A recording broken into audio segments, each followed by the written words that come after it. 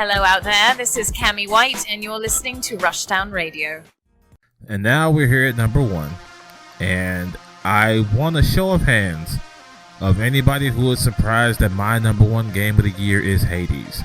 If you, for some reason, raised your hand, that means one of two things. 1, you haven't been playing Hades, in which case, go play Hades.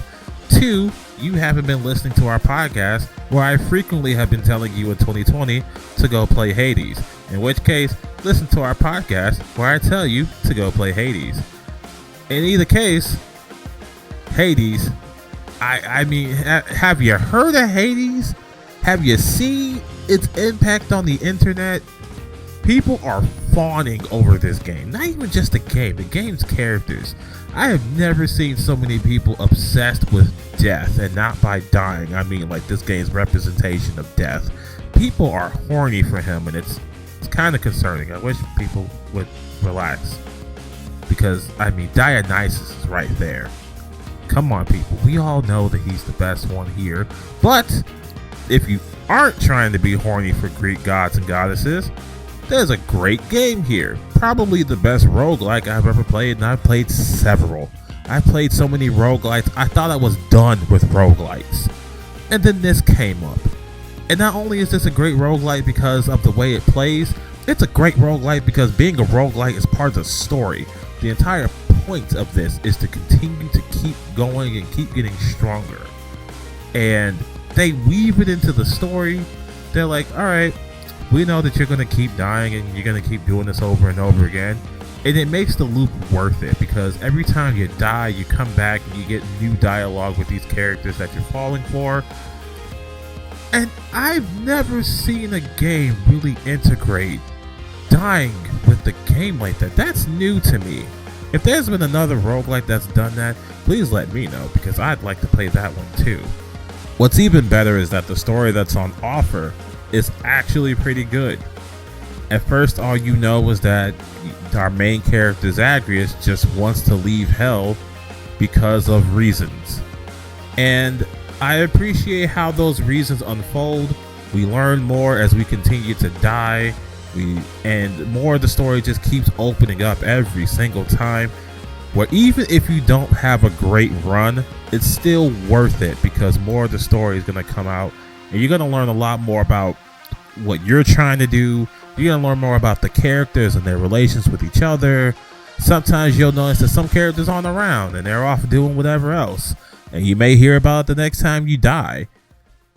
Just knowing that death is something that you anticipate, if only to hear more of what the characters have to say. I've never seen a game really do it that well.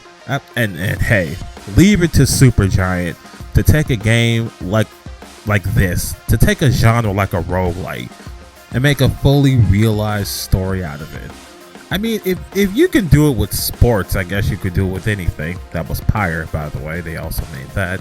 But anyway, I hope to see more games do so much as try this formula again. Because one of the problems with roguelites is that sometimes you don't really feel that sense of progression. But in Hades, you may not feel that sense of progression right away, but you still get a good story out of it. You get funny character interactions out of it. And it doesn't feel like a waste every single time you die. Now, as far as each run, it's fast, it's responsive, it's brutal. It's just fantastic. And once you find your favorite weapons or your favorite aspects of weapons, the game just feels even better. And then you start mixing and matching boons. You start finding your favorites among those. You start discovering new favorites.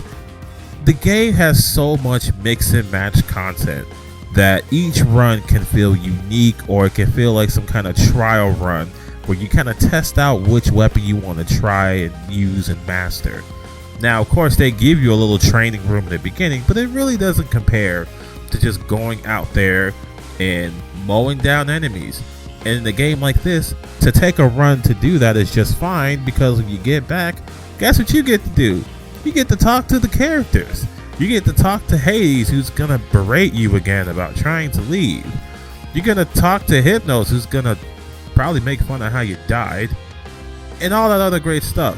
You also get to spend your currencies on powering up yourself, changing the layout of the dungeons, and making it easier for yourself, or messing around with some of the heirlooms that may work for you so that you can either manipulate what boon you get, give yourself extra health, and so on. There's a lot of customization that comes in this game, and there's a lot of mixed and matching. There's a lot of stuff to do. This game is very content heavy, and I like that. It gives me more to strive for. It gives me more reasons to play it, and I love it.